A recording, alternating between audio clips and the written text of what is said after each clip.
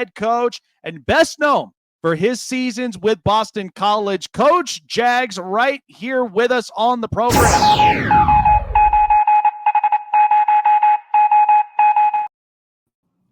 I meant to ask this because I was a youngster, and I remember watching the days of Boston College from 07 and 08, and you had the opportunity and the chance to coach with a young quarterback by the name of Matt Ryan, and just the way that the season went for you guys.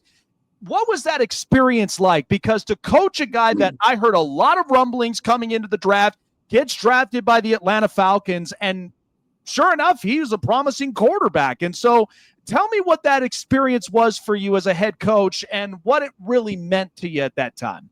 You know, he was one of those guys. I just had my introductory press conference, and I got a chance to meet with the team for the first time, and I walked back up to my office, and Matt Ryan's following me into my office, and I started talking to him, and Matt Hasselbeck, I had him too, and I remember calling Steve Logan, who was my coordinator, and I said, Steve, I go, let me tell you what we've got.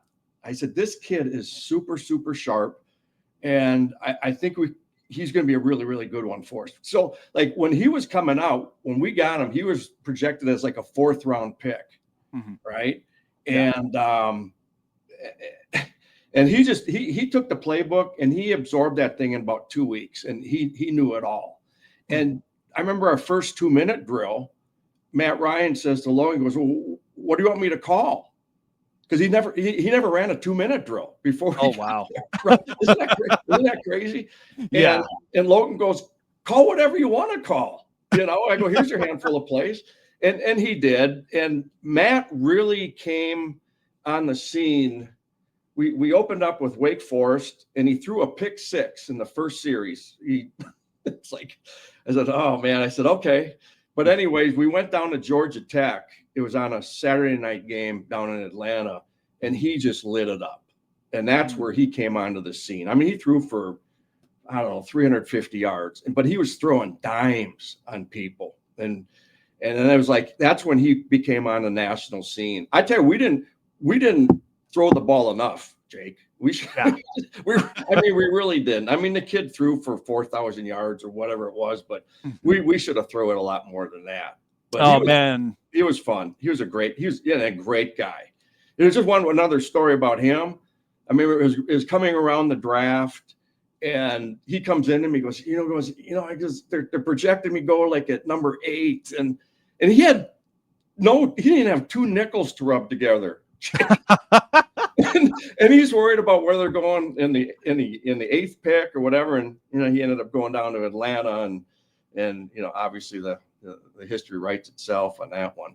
I'll tell you what, though, because it's got to make you feel proud as a coach, when you get a product from your program and he goes out and he succeeds in his way, it's just got to make you feel good all the way around, and especially representing for a program that, I watch Boston College in many multiple spurts, and they produce some very good players. Yeah. And I will tell you, so we'll get into it. So we just got the news earlier that Virginia Tech is arriving with James Franklin. You've played in this conference in the ACC, and we know, obviously, with the Dabo Sweeneys of Clemson, Georgia Tech's defense, and even with Haynes King that they have right now, this conference, amongst, the conference he's played in before with, the Big Ten, it's in the trenches, it's physical.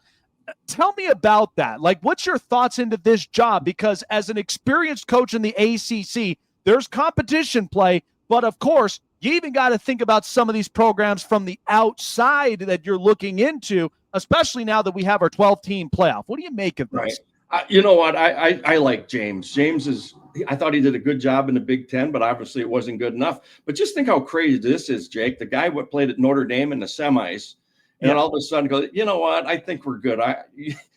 You can get out of here. And if like all of these contracts and all these guys are getting paid, I just don't think I'd be coaching another down, Jake. I'm going to try to get into probably own a couple radio stations, bring you on as like the main guy. Yeah. You know what I mean? Absolutely. Yeah. Yeah. But the Virginia Tech, there's just some great deals. Coaching against Frank Beamer, man, we had some battles. I mean, the 2 years I was at BC, we we beat them in the regular season, and then we played them in the ACC championship game, and we lost both of those games, go to the Orange Bowl. But I always had a lot of respect for that whole league. Butch Davis was a coach down at Miami at the time. I mean, there was a lot of really good football. Bobby Bowden, we went down to Florida State. They had a whiteout. I remember going to the midfield with Bobby, and he goes, "How old are you?" I said, 43. He goes, "Boy, you're just a kid." I said, "Yeah, well," and we kicked their ass, and we. But no, he was great. But there's just so many really good coaches there, and just the way the college atmosphere is these days, Jake. I was looking at some of the guys I had at BC. I wrote this. I had Matt Ryan, BJ Raji, who was a first rounder at Green Bay. That's right. Anthony Costanzo, who was a first rounder at Indianapolis. Kaiser Chairless was my other. Both tackles were first rounders. My quarterback was a first rounder. And damn, why did I win more games than that? And the other guy was Luke Kuechly. Yeah. I mean, you know what?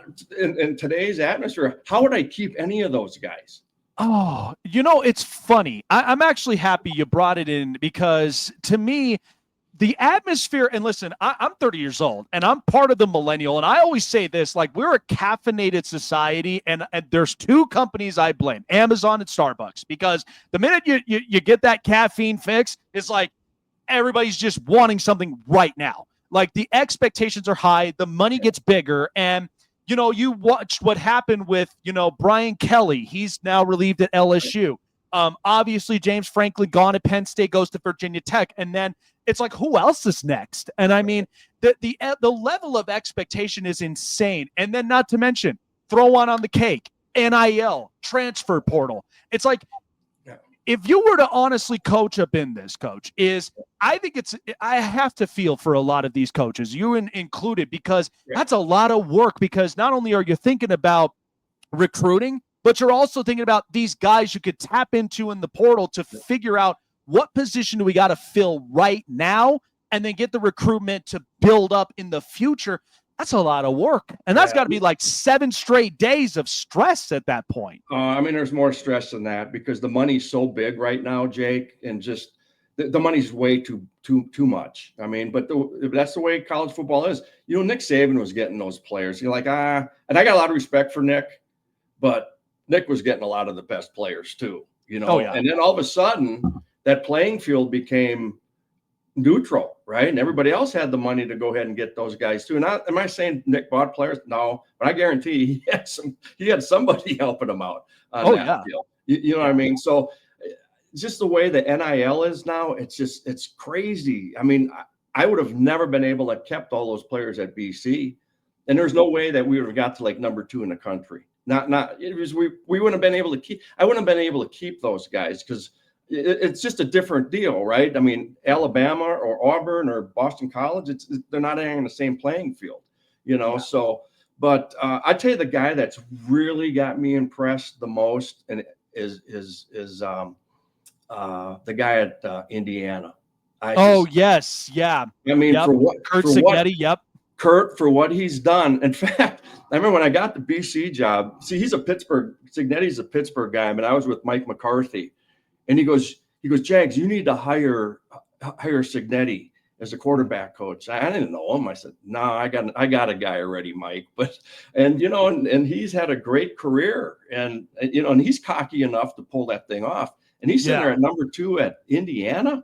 Come on. Yeah, I'll tell you what, though, and even with a quarterback like Fernando Mendoza, I mean, the kid at his size and just the pocket awareness, the accuracy, like it's insane to me. And what's funny is like a basketball program that their football program is succeeding. I'm like, this is why when all the coaches dropped, they were like, oh no, we need to ink him for 8 years. Like, we ain't letting go of this guy. But the thing is, he's already paid his contract off with the gate. Yeah. You know what I mean? He's already paid that thing off. I mean, good for him. And you know what? I'm happy for that guy. I really am, because the thing is, he didn't do it the easy way. He went to some crappy school in North Carolina and Division I AA. What was it, Elon College or something? Yep, Elon College, and then eventually making to James Madison and doing what he does. Yeah. JMU's a good program, but that just goes to show you he brought a lot of those players from JMU into the Big Ten and won. And they're playing like this. It's oh my god, lights out. I know, and I'm pulling for the guy. I really am. It's fun. Same here. This 12-team playoff is going to be. I've never seen anything like it. But what's funny about it is you can't take out Alabama that easily. I mean, the minute that this is no Nick Saban, but you got Kalen DeBoer up over there, and it's like they're back in it after just a year of being away. And then you got all these other programs that are also deeming to be competitive and showing exactly what they have. You know what? Hey, here's the thing about that. You never want to take over for a legend. Oh, no, 100%. You want to be the next guy after that guy, right? You want to be the next guy after DeBoer. It's like, okay, here we go, right? It's hard to follow a legend, Bobby Bowden. Just the guys that we were talking about, Bobby Bowden and Frank Beamer. It's like it's hard to go after a legend now. Yeah, hard shoes to fill. Yeah, absolutely. Especially too, you still got the legends of Bear Bryant. A lot of these other great coaches. It's difficult. It's bigger shoes to fill. So I gotta say, you've had the opportunity of experiencing both in the college and the pro level, and I know, like right now, there are 2 coaching jobs that are open in the NFL. Potentially going to be more the closer we get to the end of the season. Now, as a coordinator, because I'm watching the Giants game, right, and watching the Packers, and I got to say, my biggest question was not of that, like, it's all over for the Giants, obviously with Dable gone, but Mike Kafka, who has had experiences with Kansas City and a couple places, he's known to clean some things up and then try to structurize it as best as he can. I watched a couple of some plays, Jeff, and I felt like he got some things together on his play scheming. Watching Jameis Winston, simple throws, not do too much. The Giants' identity looked a little different. Now, here's the question now. Do you want to go through the headache of going through a new coaching staff, new coordinators, or do you feel like you might have a little something here with this coach in Mike Kafka? Here's the thing, Jake.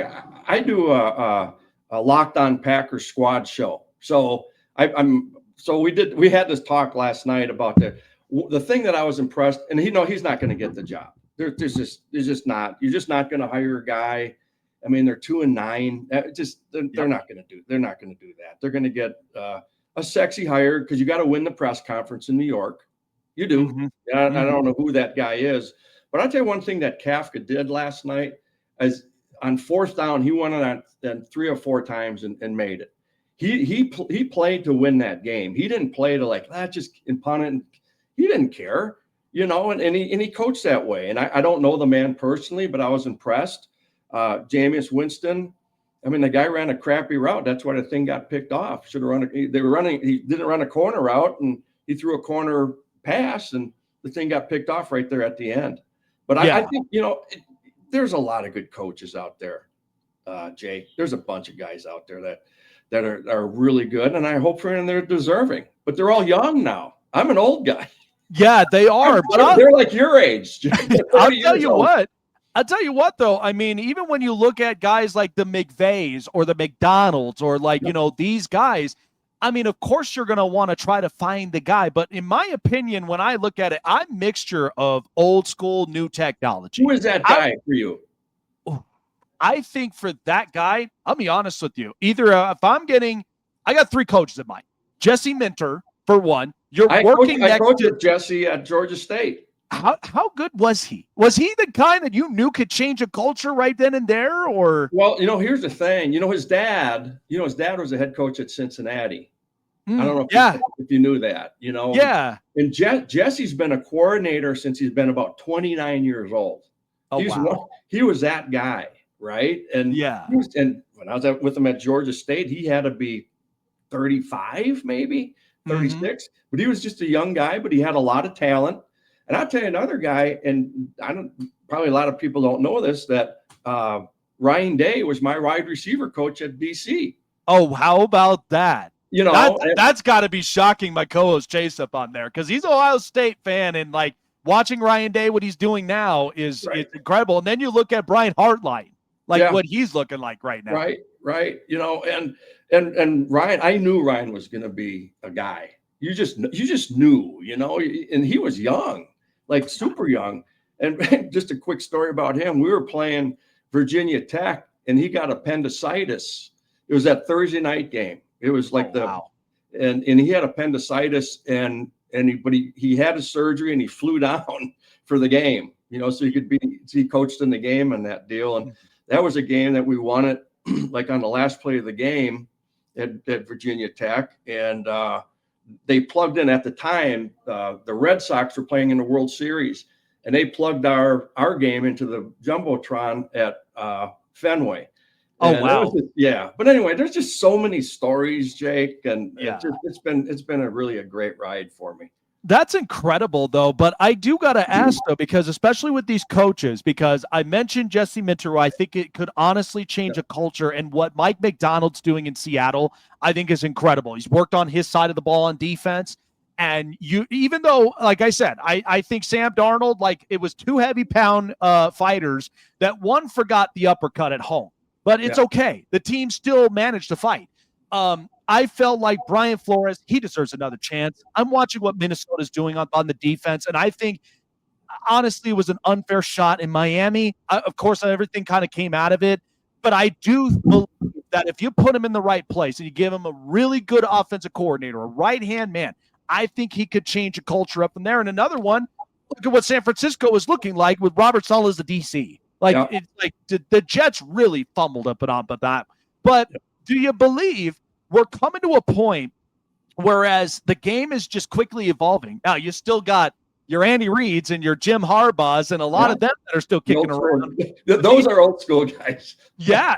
Do you feel like, is it good to have a healthy mix of old school mentality and then having the new school technology, but yet you got to have a mixture of both? Do you feel like that's kind of how a culture's got to be built these days? The thing is with the analytics and all that, Jake, it's just, I get the analytics deal, but it's kind of like as a coach, you got to go on your gut feeling too.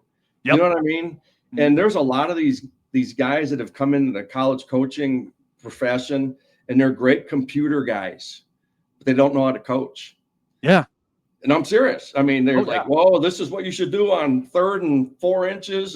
But hang on, the wind is going on the northwest. You know what I mean? But there's a lot of the young guys that are coming into the profession. When I say young guys, I'm talking about 25 to 30 years old, but they don't know they haven't really had the time to coach, but they know all the analytics and all the computers and all of that stuff, which I don't know any of it. I'm lucky I got on your show tonight, to be honest with you. Well, I'll tell you what, though, I'm happy you did, because to me, listen, I've always loved old school. I mean, I've grown up with old school baseball in my life, watching the World Series and, watching a lot of the great broadcasters. And to me, it's like analytics statistics are cute, but to me, I'm all about manalytics. I'm about that fire in your belly, gut type of thing. When you're in that situation, it's like we talk about the tush push all the time. You're on a 4th and 1, 4th and 2. What are you going to do from there? You're going to fight to get possession on your side to wear out the defense and score? Or are you just going to fold and then it's like, well, we just missed an opportunity? Do you think they're going to keep that, Jake? Honestly, I mean, I hope they do. I really do, because to me, it's like these youngsters and what I believe in, and I'm a big advocate for this, and I say as America's honesty mind, I cannot lie to my audience, but to me, you got to have a mixture of both. You got to have the older generation to be willing to put their arms around the youngsters and coach them and structurize them and make them understand it, while they are developing right now with these technologies of the completion percentages, efficiency, and all this other stuff.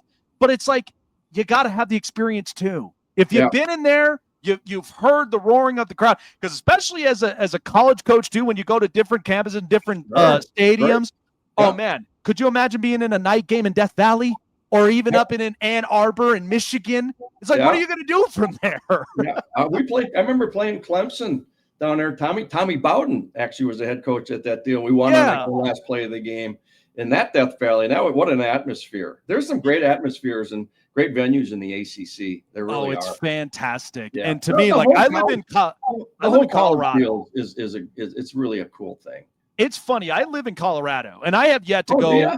Yeah, I have yet to go down and see. Jake, where? Up in around close to Denver. I'm up in Parker, but I'm willing to go about 45 minutes to go down to Boulder to watch, the Buffs play up in Folsom Field, and I got to see with my own eyes. I'm like, what's going on, Prime? Like, what is happening up in this? Right. I tell you, how about a $10 million deal and you're winning 3 games? I got to get a contract like that, man. Right? Like the money's just getting expensive, and it's like 3 games. But you're not winning. Nobody, he's not winning. I tell you, the thing with the Shedeur deal, I remember watching that from kind of like afar, and I never bought into the hype with the guy, and like, what did he go for 4 or 16 yesterday? Yeah, 4 of 16. Oh, yeah. Maybe those guys weren't wrong in the draft room.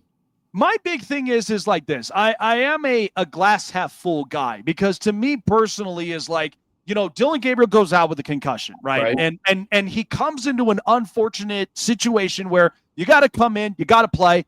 You didn't even get the reps up in the first team, but that doesn't mean that there's no room for improvement somewhere, and that's where I think now I actually got the news, and Chase knows this too, is he's going to be starting against the Raiders this week. Yep, I heard that. And so now, here's the thing. You got days to practice. You got days to conduct and straighten this thing out to where now you got to go out there, and there's cameras everywhere. Media, analysts, they're all looking at you. Right. You got to be able to perform in the best way possible. Give them a reason to think differently about what right now they're putting up on media. I don't see it, Jake. I don't, and believe what you see. How many times did he get sacked at Colorado? And I know maybe they had a really bad offensive line. I don't know. But I mean, to get your jersey retired and you didn't win a bowl game? Come on, man. That was the most Colorado thing to do. But that's true. But the thing is, like, Cam Newton just got his retired at Auburn. I mean, rightfully so, a Heisman Trophy winner, and that's what I'm saying. It's like, holy cow. But anyways, hey, it is what it is. It's all about the media and everything and the hype. So yeah. And my biggest hope is that if you could prove to me you're throwing 60 plus completion percentage, right, and you are efficient up into that where you're getting more first downs, time of possession. And even if you come away with 1 score, I'm not expecting you to go 2 or 3, but if you get 1 score, you look efficient, I'm like, okay, there's something there.